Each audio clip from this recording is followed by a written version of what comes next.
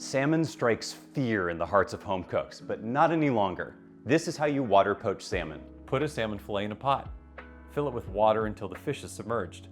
Add some salt. Put it on the stove. Take it out when it hits 130 to 145 degrees Fahrenheit and season with salt. This is one of my absolute favorite ways to make salmon, and it couldn't be any easier. I'm going to show you why it works so well, and then we'll make a couple of sample dishes together. Salmon's great flavor comes in large part from its fat, these whitish lines. And when I buy salmon, I'm looking for as much of this fat as possible. This one has more than this one. I skip these tail pieces, they have the least amount of fat. My favorite cuts have this thin section at the bottom with even extra fat. That's the belly. We'll use it for a bonus dish at the end. So we put the salmon in a pot and cover it with water. If you have multiple fillets, throw them all in here.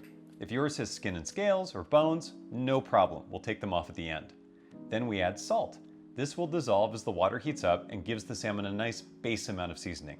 The exact amount really doesn't matter, just know you're gonna lose a lot to the water, and we're definitely adding more salt at the end.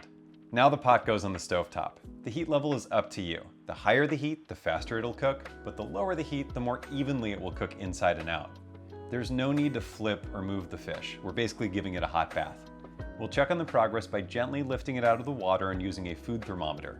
The USDA says salmon should get to 145 degrees Fahrenheit, but many cooks like me like it done less than that.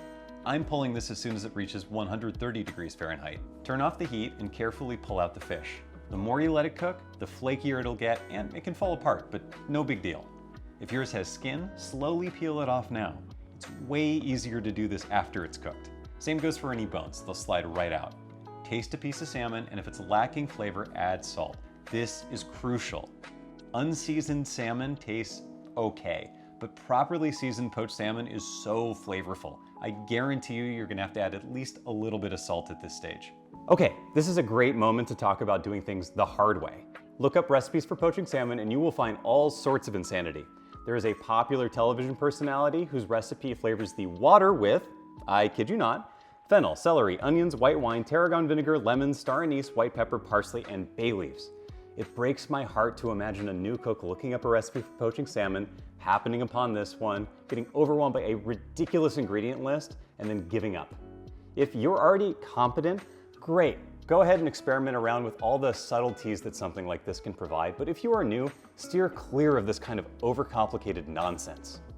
Okay, rant over. Let's put together some dishes. Now we have this easy to make, delicious star that we can pair with a base to make a great meal. Let's consult our ingredient rolls guide for inspiration. I'll pick out rice, pasta, and salad greens. For the rice dish, I'm serving this main plus sides style, with the fish on one side of the plate and a scoop of rice on the other. If you pay attention at restaurants, you'll notice salmon is often paired with dill and lemon. They're great at cutting through all that delicious fat. That's a great starting point, and we'll use it here. For the pasta version, I'm gonna boil dried pasta, and then I'm gonna flake the salmon with a fork. The pasta really stretches out the flavor of whatever centerpiece it's paired with, so I wanna make sure the salmon shines through.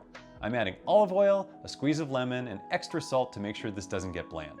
Tasting this, I feel like it could use some bright cherry tomatoes. I'll slice them, lightly salt them, and mix them in.